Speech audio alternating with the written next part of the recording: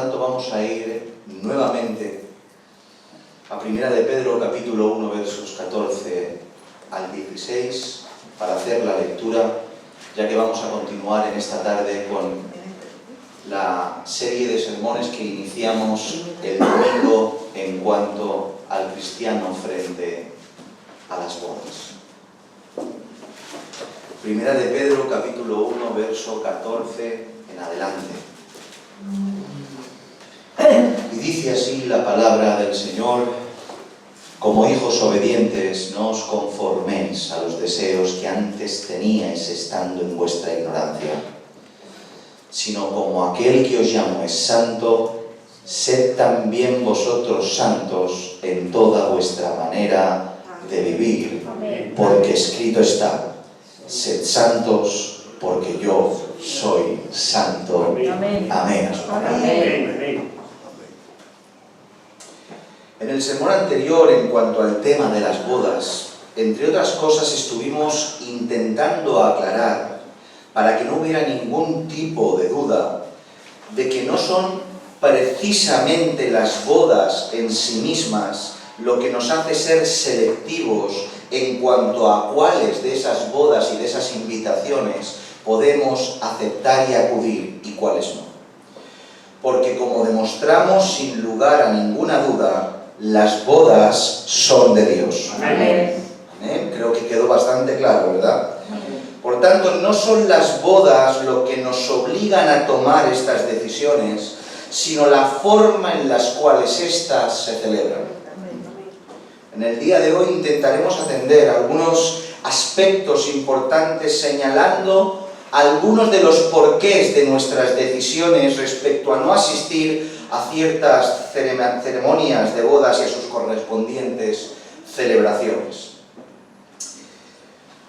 Como decía y como mencionemos en nuestro sermón anterior, como cristianos que somos, no tenemos la libertad dada por Dios de tomar decisiones unilaterales al margen de su voluntad. ¿Cuántos creen esto? Amén.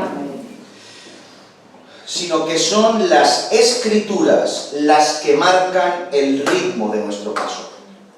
No eres tú, no soy yo, no es nuestro criterio subjetivo ni nuestro deseo, sino las Escrituras las que marcan la pauta de nuestro paso.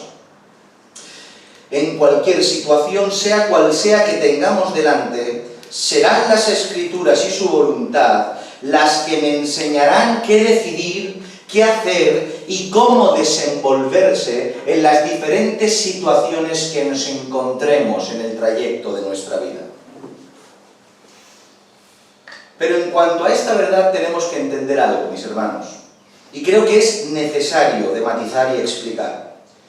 No encontrarás, y escucha bien, no encontrarás en las Escrituras una respuesta directa, concisa y específica para cada diferente situación en la cual te encuentres.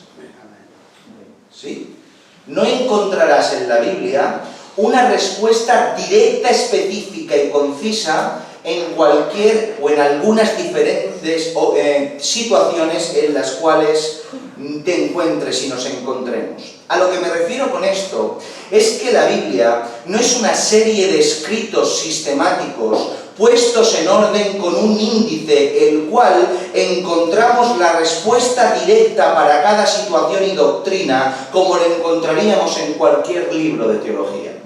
En teología, el cual es un libro de consulta y no lectura diaria, uno tiene una incógnita, va al índice, mira el título, el encabezado, la sección, el lugar y acude directamente a la cuestión en específico que intenta averiguar. La Biblia no es un libro de teología, ni un libro sistematizado tal cual, no es así. Por poner un ejemplo, uno puede buscar en la Biblia dónde es que se encuentra la sección de el no al consumo de estupefacientes y acudir al apéndice donde diga que fumar es pecado. No lo va a encontrar en ningún sitio.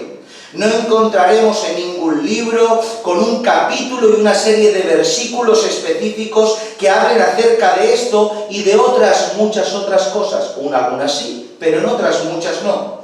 Entonces, la pregunta consecuente a esta argumentación es, si esto es cierto, ¿cómo se puede decir que la Escritura es nuestra única fuente de autoridad y de dirección si no contiene todo lo necesario que tengo que saber para el desarrollo y transcurso de mi vida? Pues de una manera sencilla contestaremos a esto sin profundizar, obviamente, porque en las Escrituras encontramos las bases que sustentan todos los mandamientos y enseñanzas que necesitamos. Amén. Unas bases que nos permiten que desde ellas podamos tener respuestas a todas nuestras incógnitas y preguntas. Unas bases que son atemporales, que se aplican a todo tiempo y edad y situación por muchos pecados inventados que vayan surgiendo. En la Biblia tenemos provisión. Amén. Amén. Toda la provisión. No hay nada que no encontremos sus bases en las Escrituras. Todo está aquí. Por eso, aunque no encontremos una sección en concreto que nos hable, por ejemplo, del tabaco como tal, ya que para la época ni siquiera existía esa forma de autodestruirse, sí que podemos encontrar leyes en cuanto a la preservación de la vida, leyes en cuanto a la dependencia, lo que nos lleva a la determinación que fumar en base a la ley básica que está en la Escritura es absolutamente pecado. ¿Y por qué digo esto? ¿Por qué dices esto, pastor? Porque a lo que se refiere a la celebración de una boda, estamos exactamente en esa misma situación. No encontrarás ninguna sección en toda la Escritura que sea específica y sistemática en cuanto a aquello que se puede o no se puede hacer en cuanto a lo que una celebración de boda y todos sus matices y aspectos se refiere. Podemos encontrar leyes específicas en cuanto al matrimonio, leyes específicas en cuanto a la relación entre ambos, leyes específicas en cuanto a la educación de los hijos, incluso muchas leyes en cuanto a la manera de divorciarse. Pero no en cuanto a cómo se debe celebrar una boda. Quizá algunos lo tomen esto como excusa para tomar la iniciativa de decir ellos que es lo que tienen que hacer. No hay información, yo decido. Ante la ausencia de información específica, mi concupiscencia, deseo y criterio pondrá las bases para celebrarla. Pero como hemos dicho, en las Escrituras nos encontramos con el fundamento que sustenta toda su voluntad. Amén. Amén. Y en base a esos fundamentos es que nosotros, bajo la dirección de su Espíritu y con la Biblia en mano, construimos. Bajo esos principios es que podemos saber qué es lo que podemos y no podemos hacer al respecto. Por eso es tan necesario formar parte de una congregación y tener pastores y ancianos que te expliquen. Amén. Lo cual no te exenta de tu propia responsabilidad individual de averiguar lo que dice la Biblia acerca de cómo tienes que vivir. Dicho esto, y aplicándolo a una celebración de bodas, en base a los principios fundamentales que encontramos en las Escrituras, y en las partes específicas también de las bodas que en algunos lugares, aunque no sean sistemáticos, encontramos, es que podemos tanto saber cómo es que tenemos que celebrar o cómo no una boda y en consecuencia, que es nuestro tema, saber cuáles son los elementos que tienen que haber y cuáles son y cuáles no para aceptar o declinar la invitación a dicha celebración. En base a los fundamentos determinamos qué se puede y no se puede hacer y en base a esa determinación es que tenemos las premisas suficientes para aceptar o declinar una invitación de boda en base a cómo la celebren. ¿Entienden? Es por eso que en el día de hoy, de una forma más concisa, pero también bastante general y lo más general posible, mencionaremos algunos de esos elementos en cuanto a esto y en cuanto a estos elementos que se encuentran como parte de una celebración de bodas, que son las marcas distintivas que a nosotros nos empujan y nos obligan, a pesar de nuestro dolor, de declinar dichas invitaciones. ¿Hasta aquí me han seguido? Amén. Cuando hablamos de una celebración de bodas, y aunque podríamos ser muy específicos y mirar con lupa cada detalle de la misma, no es lo que haremos en esta tarde. Más bien, atenderemos los elementos más generales y comunes que encontramos en casi todas las bodas del mundo. Esos elementos que, a pesar de algunos matices y las diferentes formas de ejecutarlos, están en casi todas las celebraciones de bodas que existen sobre la faz de la tierra. Porque, dicho sea de paso, esto no es un problema de una etnia y una cultura en particular. Vuelvo a repetir, esto que estamos hablando no señala en particular solo una etnia y solo una cultura. En ocasiones tendemos a estigmatizar ciertas etnias y culturas en concreto, ignorando el resto, cuando esto es un problema de todos los cristianos sobre la faz de la tierra, independientemente de su cultura y color de piel. Todos, en base a su cultura y costumbres, tienen que mirarse para adentro, porque todos tenemos que rectificar. Y me da igual si somos gitanos, payos, chinos, moros, colombianos o de cualquier lugar del mundo. La Biblia aplica a todos. Amén. Dicho esto, en primer lugar, hablemos, entrando ya directamente al tema para no ser muy largo, hablemos en primer lugar de lo relacionado con la música y con el baile. Estamos hablando de esos principios que tenemos que observar, y si se dan, son los indicativos que me ayudan a tomar la decisión de asistir o no asistir a las bodas. Tenemos que ser claros y específicos. Amén. Con la música y el baile. Una vez más, me es necesario, y lo estaré haciendo durante todo el sermón, matizar. Y lo seguiré haciendo para que no se me confunda nadie y para no dar ocasión a la tergiversación. Porque cuando matizamos y somos bastante específicos y detallamos las cosas que queremos explicar, no dejamos ocasión a aquel que, aun sabiendo lo que queremos decir, utiliza el sermón para sacarlo de contexto y revolverlo en contra de la verdad. Como ya mencionamos en el sermón anterior, uno debe regocijarse y alegrarse con la alegría de su prójimo. Amén. Por tanto, es totalmente lícito, porque está en contexto del regocijo, el cantar, el bailar, el regocijarse de todo corazón. Amén. Completamente lícito. Es algo que Dios ha instaurado en nuestro ADN, y sin haber visto nunca nada, sale. Miren a un niño, ¿quién le enseña? Pero le sale regocijarse, cantar y levantar sus manos. Es más, todos sabemos que la música como tal no es un invento del hombre, sino que procede del cielo. ¿No lo sabían esto? Ya que antes de que el mundo fuera mundo, ya se encontraban melodías en la eternidad. Y de esa misma manera lo vemos con el baile y la forma de bailar, ya que podemos ver cómo en diferentes ocasiones los hijos e hijas de Dios danzaban delante de su presencia con gozo en sus corazones. ¿Se acuerdan de Miriam y el pueblo de Israel? ¿O del rey David delante del arca? El baile, la danza en santidad está bien mirada por el cielo. Amén. Aleluya. Amén. A lo que me refiero pues con la música y el baile, no es a la música y el baile como tal, sino a ciertos tipos de música y a ciertos tipos de baile, en concreto que entendemos que se alejan de la santidad que Dios demanda. En la actualidad, mis hermanos, la música y el baile están yendo cogidos de la mano y evolucionando en consonancia con la depravación de la humanidad. ¿Se han dado cuenta?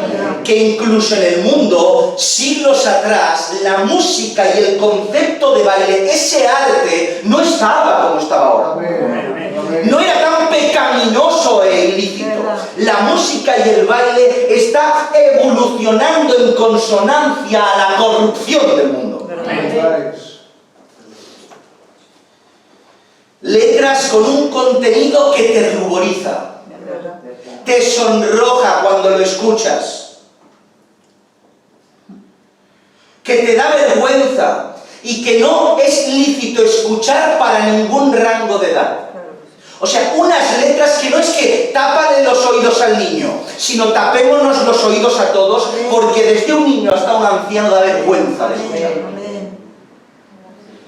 Letras que te inducen al pecado, que ponen en tu mente ideas que van en contra de la voluntad de Dios. Letras que no solo insinúan, sino que abiertamente se manifiestan y expresan en contra de todo principio bíblico y hacen apología a todo tipo de pecado sin rubor. Mis hermanos, no lo voy a hacer aquí por la santidad de este lugar, pero cuando estén en sus casas, solo recuerden algunas letras que cantaron y bailaron estando en alguna boda y se darán cuenta que sin ser conscientes de ellos, o sí, estaban cantando pecado por sus bocas y por las vías. Cuando lleguen a casa piensen por un momento, ¿cuál era esa? ¿Qué letra era esa que cantaba y me levantaba de la silla a bailar? ¿Cuál era esa letra que me unía con toda la gente de la celebración de la boda? Y cuando piensen en lo que cantaban, van a quedar aplastados por lo que alguien que se confiesa cristiano expresaba por sus labios. Ritmos inventados no para bailar y regocijarse, sino para seducir, para llevar al que los escuchen a un estado de euforia y de embriagadez carnal que te lleva al pecado. Es una droga, un estupefaciente que entra por los oídos. Mis hermanos, la música, la cual fue inventada por Dios, tiene la facultad de la conexión. La música te conecta, tiene la facultad de conectarte. En otras palabras, las melodías, alabanzas que proceden del cielo conectan nuestro espíritu hacia su presencia y hacia la santidad. Pero también tiene el mismo efecto con la música que procede de las tinieblas, ya que cuando escuchas ritmos y letras pecaminosas, te transportan a tu mente y a tu espíritu a la oscuridad del pecado y a la oscuridad de la carne. De la misma manera que te conectas al espíritu, te conectas a la carne. La misma manera que te conectas a la luz, te puedes conectar a las tinieblas. Es por eso que cuando desde una perspectiva elevada observas la pista de baile de una boda, llenas de personas bailando entre ellas a ritmo de la música del mundo sin conocerse ni siquiera, no puedes ver a Dios. Solo un grupo de personas embriagadas de sí mismo y de la oscuridad del pecado y del ambiente, generadas por unos ritmos y unas letras que deshonran a Dios y te inducen al pecado. Eso es lo que se ve. Eso es lo que hay. Por tanto, la música que se escucha, la manera en la cual se canta y la cual se baila, es uno de los motivos por los cuales debemos declinar la invitación a esos lugares. Otro de los aspectos comunes en una celebración de boda es la forma en la cual los que asisten se visten. Por tanto, la ausencia de recato nos es, como cristiano, un impedimento para acudir a una celebración de bodas. Cuando hablamos de recato, y aunque como saben, El tema es mucho más amplio, se ha hablado en esta congregación bastante en específico al respecto. Nos referimos a la forma, de una forma general hablada, a la forma en la cual uno debe de vestir. En otras palabras, a las restricciones de vestimentas que encontramos en las Escrituras en cuanto a lo que puedo ponerme y no puedo ponerme, que deben aplicarse sí o sí a todas las áreas y eventos de nuestra vida. Y las bodas no nos dan licencia para ignorar y transgredir esa ley. Amén, amén. No puedes ser recatado durante todo el año y tomarte la licencia de no serlo porque viene una boda. Sed santos en toda vuestra manera de vivir. Amén.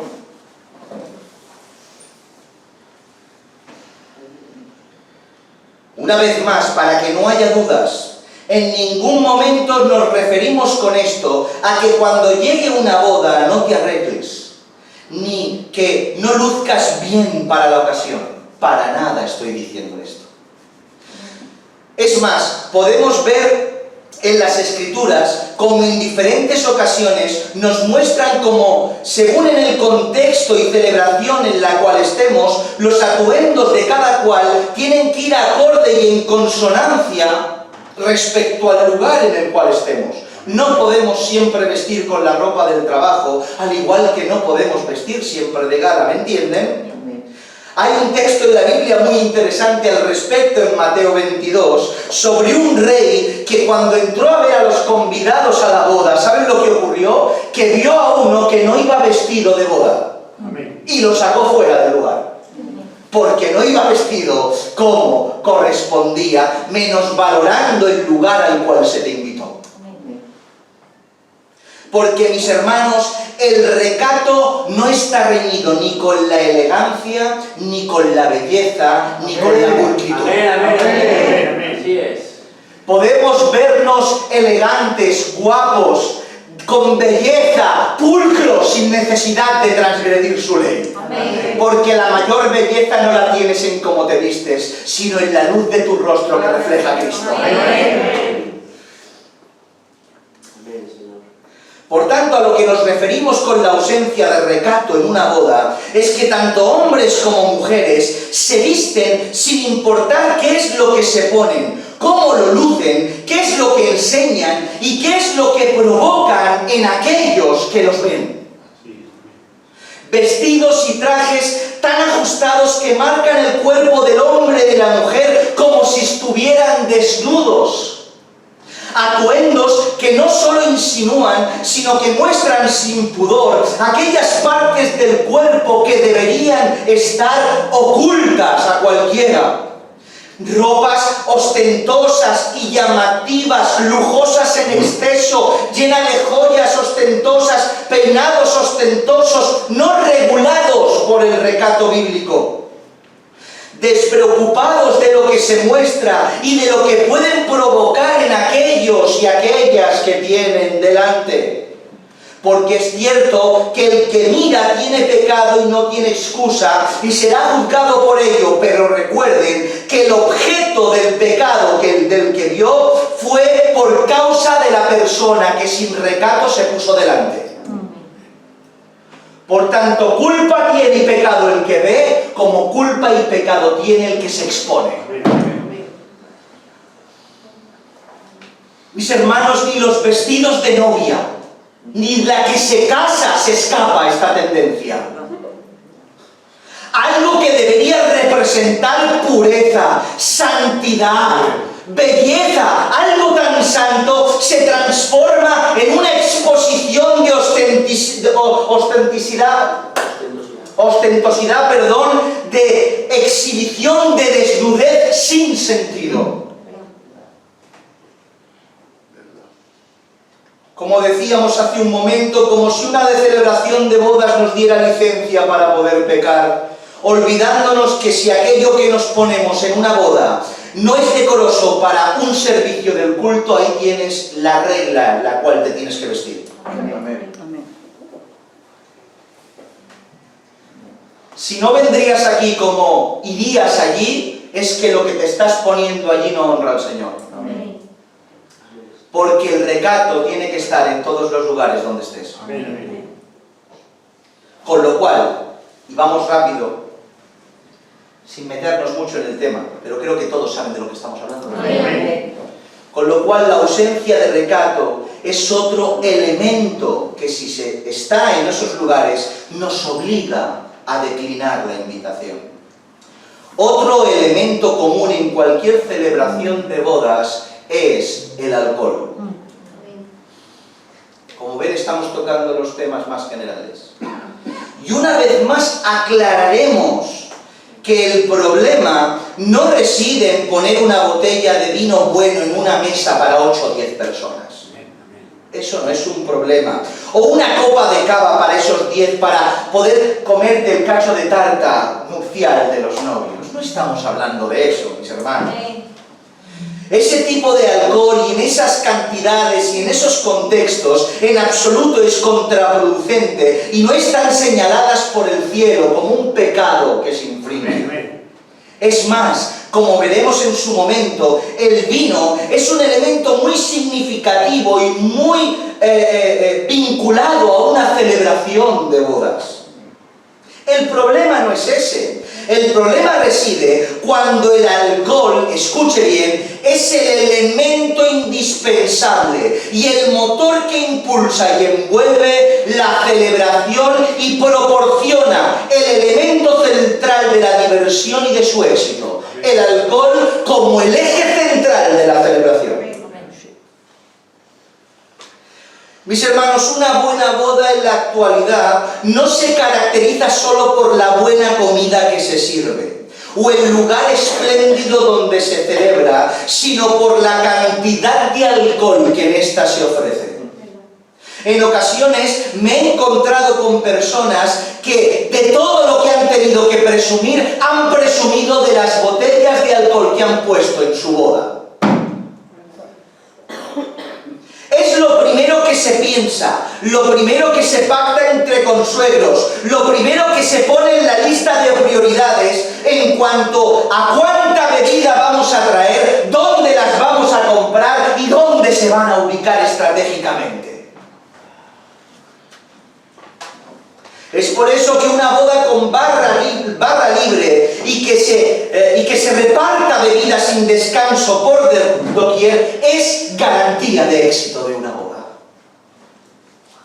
El alcohol, mis hermanos, entre otras cosas, es un desinhibidor de la persona. O sea, que te permite darle rienda suelta a esa parte sensata de tu conducta y de tu persona que te ayuda a controlar tu comportamiento para que actúes de una forma que jamás actuarías. Créanme cuando les digo que el que la gente se embriague forma parte de la estrategia del personal para que la gente se divierta. Amén. Es una estrategia de aquel que lo organiza, emborrachar al personal. Así es. Y por eso es como podemos ver de continuo que reparten bebidas alcohólicas, que ponen barra libre, que van con las jarras en las manos, que te empujan o te dicen estás de celebración y te hacen beber sin querer, porque forma parte de la estrategia. Ese es su gozo, esa es su alegría, esa es su forma de celebrar.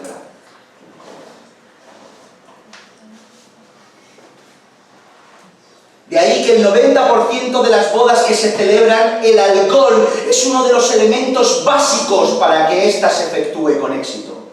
Pero nosotros como cristianos, si es que lo somos, sabemos que embriagarse está prohibido por la ley.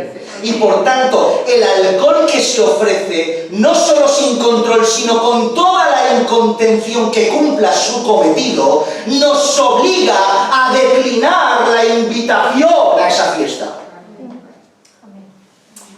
¿Entienden esto? Amén. Pero en última instancia, y el motivo más importante que nos impide acudir a ciertas bodas, es que todo esto se da en medio de aquellos que se hacen llamar cristianos y lo hacen en el nombre del Señor. Verdad, verdad. Ay, Señor. Señor. Esto es lo peor. Mis hermanos, ya de por sí, sin este último factor determinante, ya nos ponemos en la tesitura de tener que declinar la invitación que se nos ofrece por los motivos antes mencionados. Pero en cuanto encima de todo lo mencionado, como el alcohol, la ausencia de recato, la música y los bailes ilícitos y otras cosas más, se le añade que son los cristianos que lo promueven y organizan, siendo esta la marca definitiva que nos obliga, sin lugar a dudas, a tener que decir no a tu ofrecimiento. Porque no solo organizas un evento pecaminoso, sino que encima lo haces en el nombre del Señor.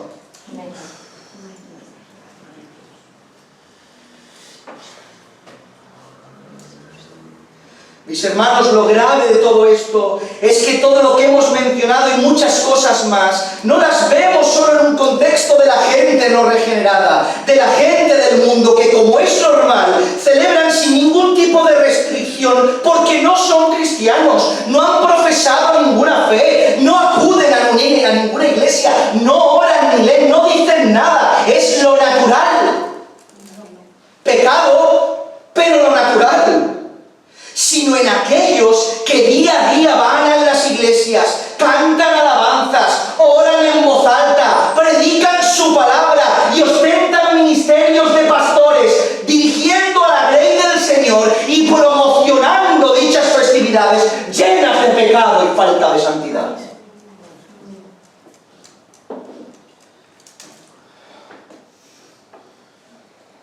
Muchos, al igual que los del mundo, organizan, planifican y celebran exactamente igual que los del mundo. No hay diferencia. Hay música del mundo con letras inapropiadas, hay bailes ilícitos que no corresponden al decoro ni a la santidad, hay una total ausencia de recato en su forma de vestir y todo impulsado por la embriagadez y desinhibición que el alcohol que se ofrece desmedidamente proporciona. ¿Estáis aquí? Amén. Pero discúlpenme, me he equivocado. No es exactamente igual, como he dicho hace un momento, sino muchísimo peor. Porque momentos previos antes de dicha forma de celebrar estuvieron en un culto.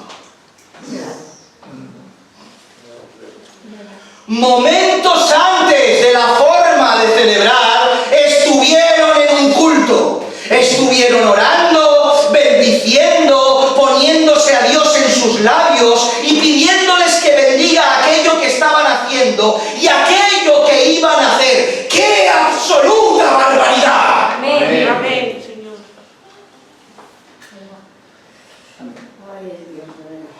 Orando a Dios, abriendo las Escrituras, predicando su palabra, rogando que Él dirija todo, pero con todo preparado en la sala contigua de al lado para celebrar el enlace en desobediencia.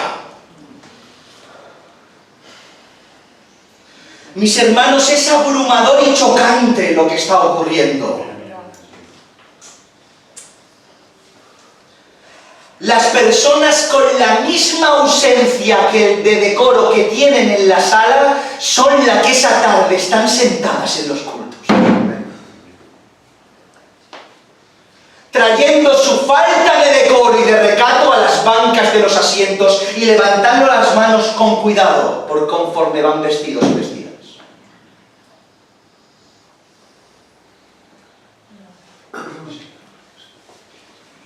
Pero sigue. ¡Qué infinidad y en cuánta infinidad de ocasiones aquellos que contraen matrimonio son yugos desiguales! No tienen a Dios o los dos o alguno de los dos.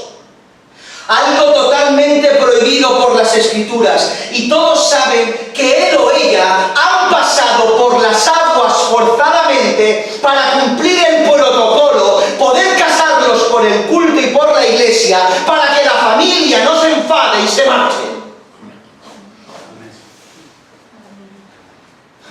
Y todo lo previo, lo que está y lo que viene después alejado de la voluntad de Dios, y todo el mundo diciendo amén y diciendo que el Señor ha estado.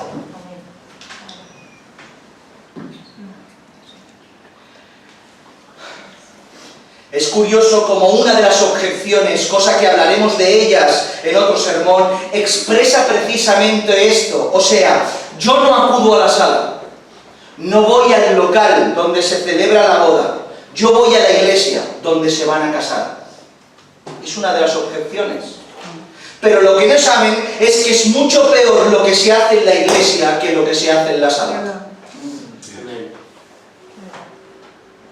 Es mucho peor lo que se hace en la iglesia que es lo que se hace en la sala. ¿Por qué? Porque el local se bebe, se baila y se festeja en un contexto totalmente pecaminoso y del mundo. Todo es un contexto del mundo. Pero en la iglesia se toma el nombre de Dios en vano. Amén. El nombre de Dios en vano. Vivimos en la actualidad un cristianismo que se ríe de Dios y de su ley, mis hermanos. Se ríe de Dios y de su ley, olvidándose e ignorando voluntariamente lo que dice la Escritura. Cuando el pueblo de Israel salió de Egipto, podemos ver que Dios en su misericordia nos concedió a ellos y a nosotros las maravillas, provisión y resguardo de su palabra. En esa ley que fue expresada resumidamente en 2 tablas que contenían la voluntad moral de Dios concentrada en 10 mandamientos para aquellos que decían seguirle. ¿Qué es lo que encontramos en esos mandamientos? En capítulo 20 del Éxodo, en el versículo 7, encontramos el siguiente mandamiento: no tomarás el nombre del Señor en vano.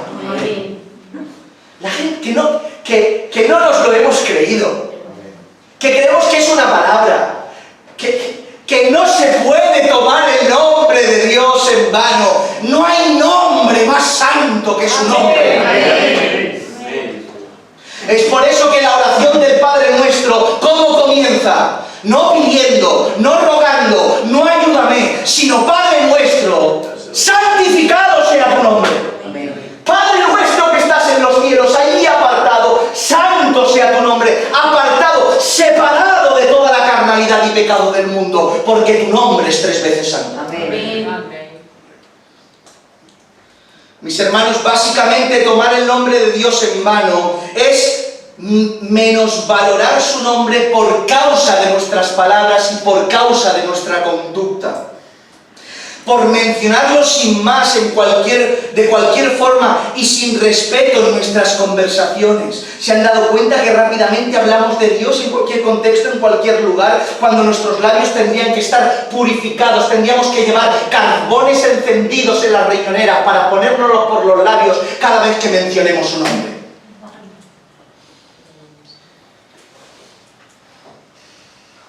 El nombre de Dios en vano por tenerlo en nuestra boca, en nuestros juramentos, que en ocasiones ni siquiera se cumplen. Delante de Dios aquello y delante de Dios lo otro. No hables más de Dios así. Y por traerlo a su nombre, y por traer su nombre y ponerlo sobre cosas que Él aborrece. Tomar el nombre de Dios en vano es tomar su nombre y pegarlo en un lugar que Él aborrece.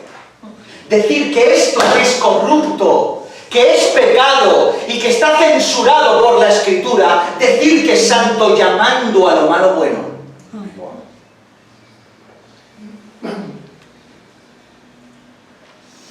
Por tanto, cuando en nuestras ceremonias de bodas, aun a sabiendas que lo que estamos haciendo y vamos a hacer está mal, ponemos el nombre santo de Dios en lo que estamos haciendo. Estamos infringiendo así voluntariamente el 3er mandamiento, tomando su nombre en vano.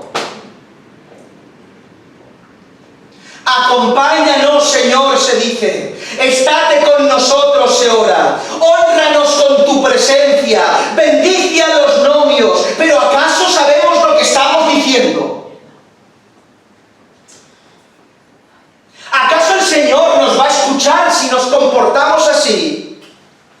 Le estamos diciendo a Dios que ampare, que nos acompañe, que selle aquello que previamente Él señaló como pecado y que va en contra de su santidad. Una absoluta locura. Perdónenme si es que me escuchan y se sienten aludidos con estas palabras. No es mi intención ofender a nadie ni nada parecido, sino hablar la verdad para que llegue el correspondiente arrepentimiento. Dios no está en esos lugares. No está en la sala, ni tampoco está en la iglesia. No está en las oraciones, ni tampoco en el sermón. No puede estar donde voluntariamente se ha decidido pecar. No puede estar, es imposible. Amén.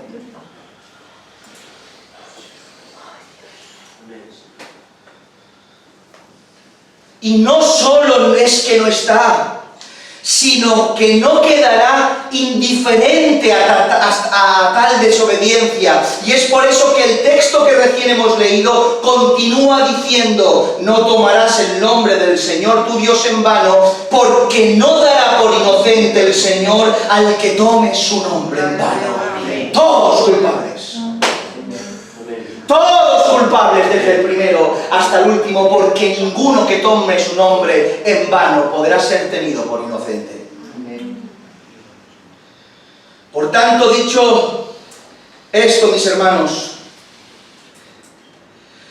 lo cual describe obviamente no a todas las personas, ni a todas las celebraciones, ni mucho menos, pero sí a un alto porcentaje de ellas. ¿Qué es lo que tenemos que hacer cuando sabemos, casi sin margen de error, que cuando nos invitan a acudir y participar a un lugar así, qué es lo que tenemos que hacer? ¿Cuál es la decisión que tenemos que tomar? ¿Qué hacemos nosotros, Iglesia del Señor, como cristianos, en un lugar donde se bebe, donde se fuma, donde probablemente consuman drogas, donde se viste sin decoro, donde la música y baile no honra a Dios, y como hemos dicho antes, ¿qué es lo peor? Todo hecho por cristianos y en el nombre de Dios, tomando el nombre de Dios en vano? ¿Qué hace usted ahí? Dígame usted, justifíquemelo con la Escritura, es imposible.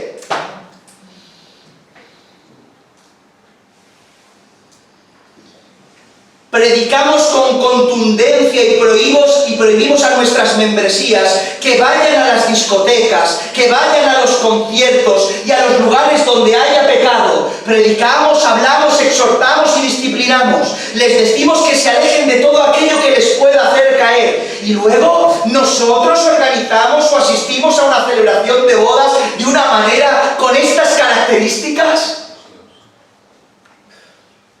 Dice la Escritura en Mateo 18:6: y cualquiera que haga tropezar a alguno de estos mis pequeños que creen en mí, mejor le fuera que se colgase al cuello una piedra de molino de asno y que se hundiese en lo profundo del mar, dice su palabra.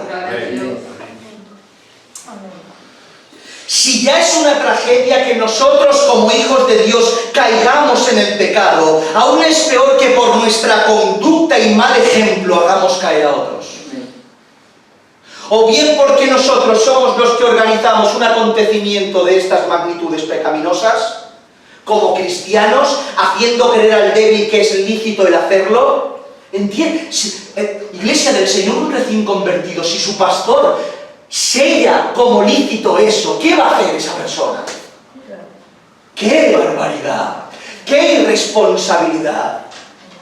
Pero no solo el que lo organiza, si yo con mi conducta, si yo con mi propia decisión voy y acudo a sabiendas de lo que se hace a esos lugares, ¿qué le estoy diciendo a mi prójimo que está al lado con mi conducta? ¿Que está mal? ¿Que es pecado? ¿Que no se puede estar? Te aconsejo que no vayas, pero si vas tú. No se puede. Hacemos tropezar al débil y damos mal ejemplo al que no lo ha visto. Una vez más, ¿qué es lo que hacemos como cristianos en esos lugares? sin miramiento, despreocupado, sin pensar en la santidad que Dios demanda y las consecuencias que eso genera, aceptando asistir a cualquier boda que me inviten sin la prudencia de mirar a qué boda y de qué manera me invitan. En conclusión, mis hermanos, terminamos.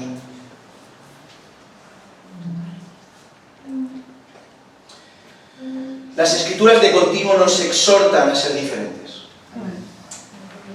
¿Amén? Amén. ¿No crees que tienes que ser diferente? Amén. Nos empujan a vivir de una manera contraria como viven los que no tienen a Dios. Y eso incluye el no mezclarnos con nada de lo que el mundo nos pueda ofrecer, ni mezclarnos con nadie que, aunque haya profesado ser cristianos, viva como si no lo fuera. Lo tenemos prohibido. Amén. Es por eso que leemos, por ejemplo, 1 de Juan, capítulo 2, verso 15 y 16. No voy a entrar en los textos, los voy a leer, mis hermanos. No améis al mundo, dice la palabra. Amén. Ni las cosas que están en el mundo. Si alguno ama el mundo, el amor del Padre no está en él, porque todo lo que hay en el mundo, los deseos de la carne, los deseos de los ojos y la vanagloria de la vida, no proviene del Padre, sino del mundo. Primera de Corintios 5:11, más bien os escribí que no os juntéis con ninguno que llamándose hermano fuere fornicario, avaro, idólatre, malediciente, borracho, ladrón, con el tal ni aun comáis. Segunda de Corintios capítulo 6, verso 14 en adelante, no os unáis en yugo desigual con los incrédulos. Porque qué compañerismo tiene la justicia con la injusticia, y qué comunión la luz con las tinieblas, y qué concordia Cristo con Belial, o qué parte del creyente con el incrédulo, y qué acuerdo hay entre el templo de Dios y los ídolos, porque vosotros sois el templo del Dios viviente, como Dios dijo, habitaré y andaré entre ellos, y seré su Dios, y ellos serán mi pueblo, por lo cual salid de en medio de ellos, y apartaos, dice el Señor, y no toquéis lo inmundo, y yo os recibiré. Amén. Salmo 1, bienaventurado el varón que no anduvo en consejo de malos, ni estuvo en camino de pecadores, ni en silla de escarnecedores se ha sentado, sino que en la ley del Señor está su delicia, y en su ley medita de día y de noche. Amén. Gloria a tu nombre, Señor.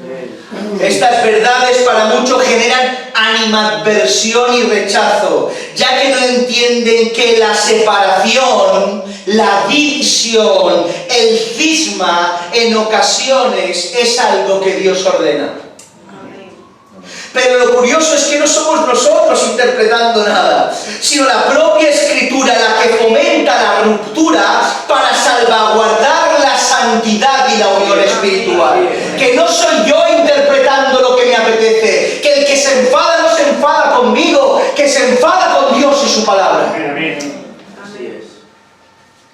Cuando leemos en la Escritura en Efesios capítulo 4, verso 3, solícitos en guardar la unidad del Espíritu en el vínculo de la paz.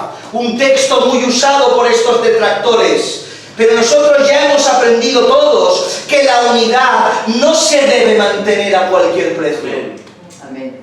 La unidad de las personas no se debe mantener a cualquier precio, para nada, ya que precisamente porque esa unidad tiene que ser en el Espíritu, en ocasiones nos vemos forzados a romperla con los que no viven en él para que permanezca la unidad verdadera.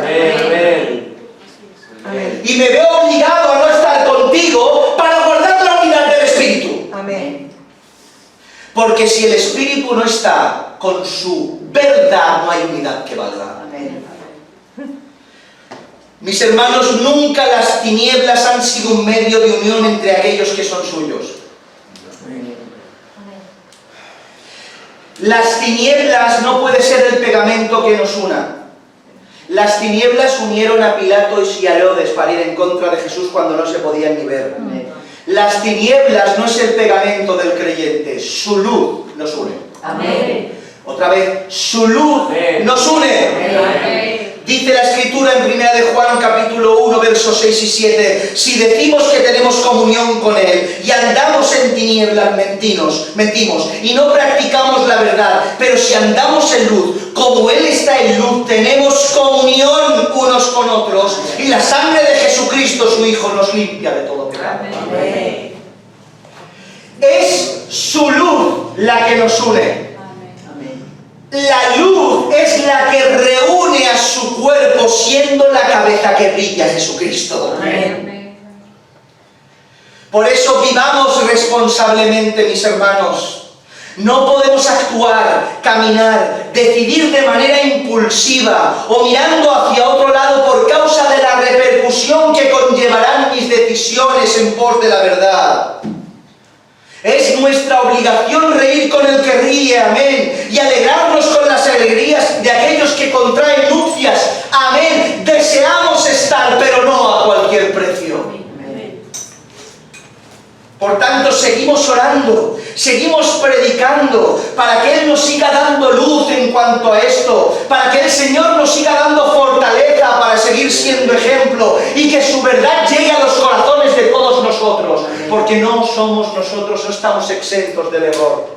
Amén. Él nos ayude, Amén. ponga celo en nuestros corazones, para saber que la unidad es con Él, más que con los hombres. Amén. Amén.